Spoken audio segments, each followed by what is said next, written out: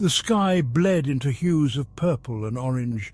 A chill wind whispered through the trees, their leaves rustling like secrets.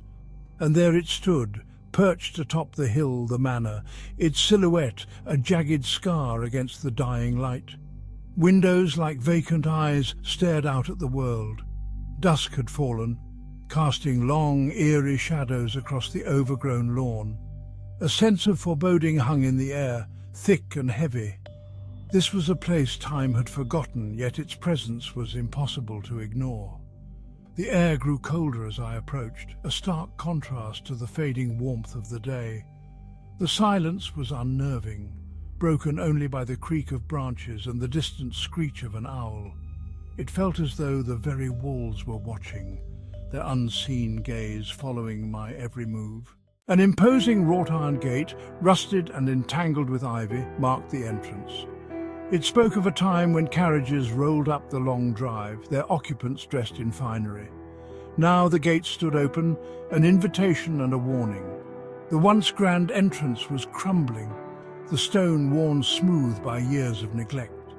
The air hung heavy with the scent of damp earth and decaying leaves, a pungent aroma that spoke of forgotten seasons. Above the gate, a crest was barely visible, its details lost to the ravages of time. What family had called this place home? What joys and sorrows had these walls witnessed? The questions lingered, unanswered, adding to the manor's mystique.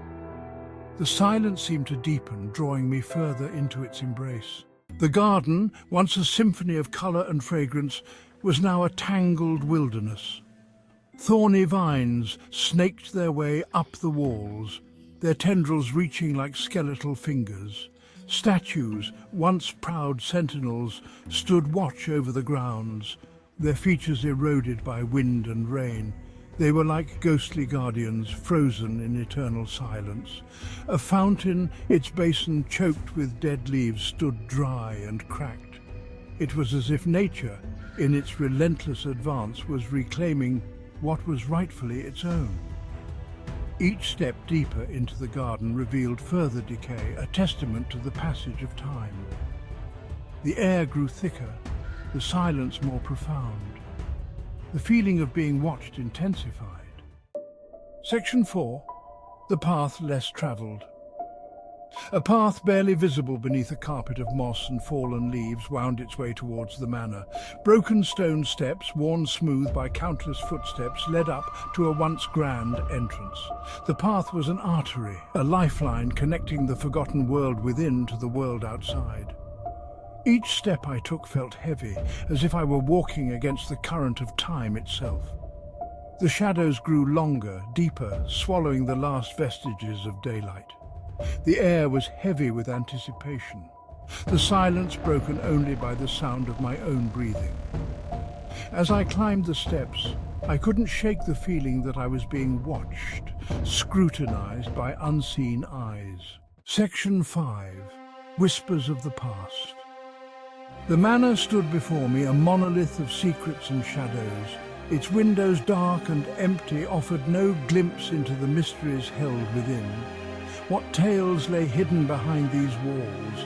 What stories would these stones tell, if only they could speak? The questions hung in the air unanswered, fueling the flames of my curiosity.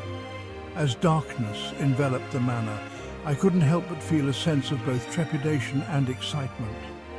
This was a place where the past whispered on the wind, where secrets lingered in the shadows. And I, for one, was ready to listen.